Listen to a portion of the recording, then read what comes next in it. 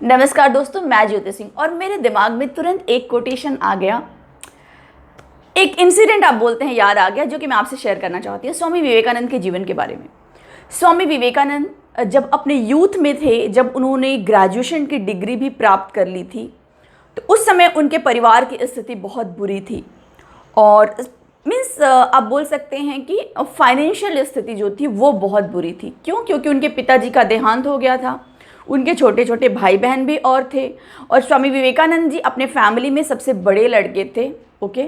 और उनकी जिम्मेदारी बनती थी कि वो कोई जॉब करें और काम करें और अपनी माँ का और अपने भाई बहनों का सहयोग करें। लेकिन स्वामी जी का रुझान जो था, स्वामी विवेकानंद का, वो पूर्ण रूप से आध्यात्म की तरफ था। वो आध्यात्म की तरफ बढ़ रहे थे। और उस टाइम उनकी मुलाकात रामकृष्ण परमहंस जी से हो गई थी, और वो श्री रामकृष्ण परमहंस जी के यहाँ आया जाया करते थे। एक दिन उनके घर पे खाना बनाने के लिए कुछ भी नहीं था, और उनकी माँ बहुत दुखी हुई, और उनके भाई बहन भी ऑलमोस्ट भूखे थे। बहुत थोड़ा सा चावल था जो कि उन्होंने माड़ भात बनाया। अपने यहाँ बोलते हैं चावल में पानी ज़्यादा डालिए और फिर नमक के साथ में भी।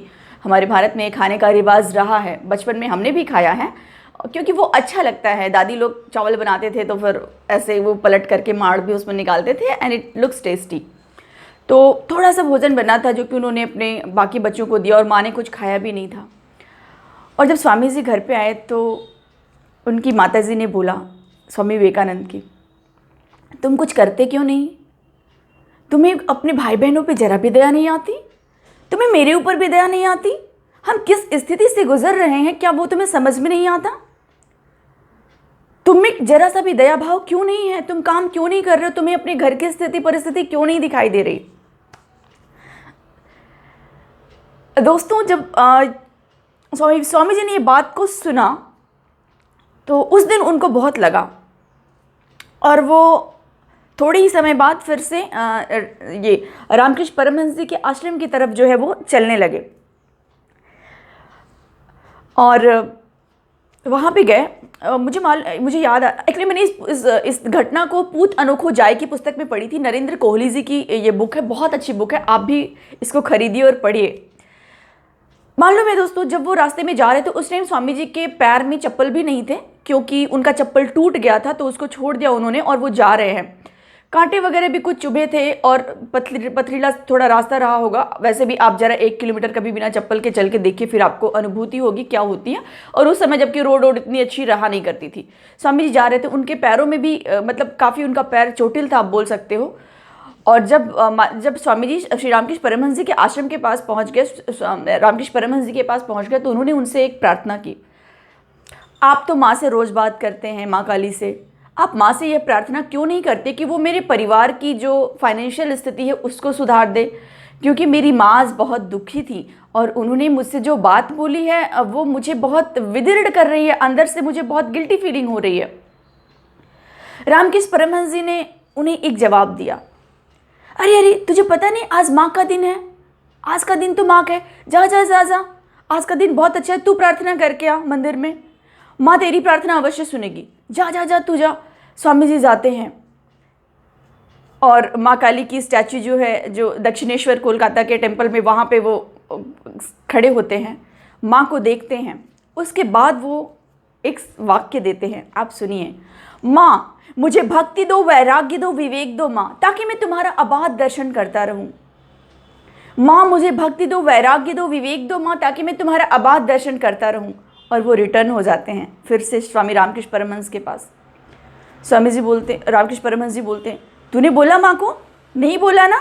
बोला था तुझे ना, तू वो प्रार्थना करके जो तेरी माँ ने तुझे बोला है, कि तेरे घर की जो अभी स्थिति, दयनीय स्थिति है पैसों को लेकर के, फाइनेंसेस को लेकर के, तू उसके लिए प्रार्थना करके आ। तूने की नहीं? जा जा जा, फिर से जा और प्रेयर करके आ। और माय डियर फ्रेंड्स, वहाँ पे फिर से जो है स्वामी जी जाते हैं, और माँ के सामने वो खड़े होते हैं और देखते हैं, और फिर वो बोलते हैं, फिर से वो सेम प्रार्थना करते हैं। माँ, मुझे भक्ति दो, वैराग्य दो, विवेक दो माँ, ताकि मैं तुम्हारा अबाध दर्शन करता रहूँ। माँ, मुझे भक्ति दो, वैराग्य दो, विवेक दो माँ, ताकि मैं तुम्हारा अबाध दर्शन करता रहूँ। फिर वो रिटर्न आते हैं। फिर रामकृष्ण परमहंस जी बोलते हैं, फिर तूने गुल किया, बोला था तुझे ना प्रार्थना करके आने के लिए, ताकि तेरे परिवार की जो ये अभी फाइनेंसेस की स्थिति है वो सुधर जाए।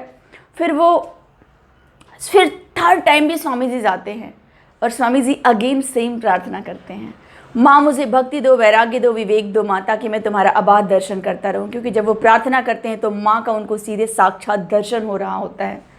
और दोस्तों, अब जब तीसरी बार आते हैं स्वामी विवेकानंद, तब रामकृष्ण परमहंस जी उनको बोलते हैं, चल ठीक है, मैंने समझ लिया, आज मैं तुझे आशीर्वाद देता हूँ कि तेरे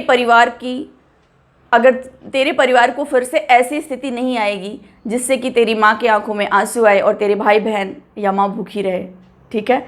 फिर रामकृष्ण परमहंस जी ने आशीर्वाद दिया स्वामी विवेकानंद जी को।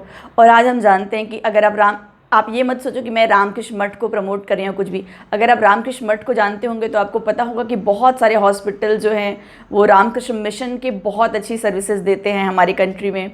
और यहाँ पे जो भी मतलब टेम्पल्स हैं रामकृष्ण मठ के, वो भी बहुत खूबसूरती से बिल्ड किए गए हैं स्वामी विवेकानंद और पूरे संप्रदाय को संबोधित करने के लिए। बहुत ही महाशिवरात्रि के दिन वहाँ पे अखंड रात्रि जागरण भी होता है। मैं बहुत बार गई हूँ, मुंबई में खार में है एक टेम्पल, बहुत खूबसूरत टेम्पल, वहाँ पे मैं कई बार गई हूँ, शिवरात्रि के दिन मैं गई हूँ।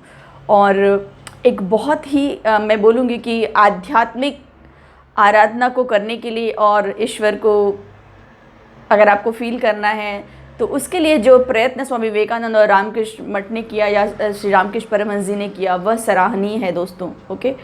और मैं आपको बोलूँगी कि कभी भी अगर आपको कोई चीज़ चाहिए, किसी भी चीज़ की आवश्यकता है, तो आप ईश्वर से प्रार्थना करें। Okay, because he is only a giver, not human beings are a giver. Okay. बस ये घटना मेरे दिल के करीब थी, मैंने आपसे शेयर किया।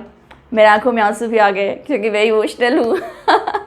सो प्लीज़ बेयर विद मी और मुझसे शेयर ज़रूर करें कि how did you find this event, कैसे लगे आपको। ठीक है। मैं आपके साथ ऐसे कुछ और इवेंट्स भी शेयर करूँगी।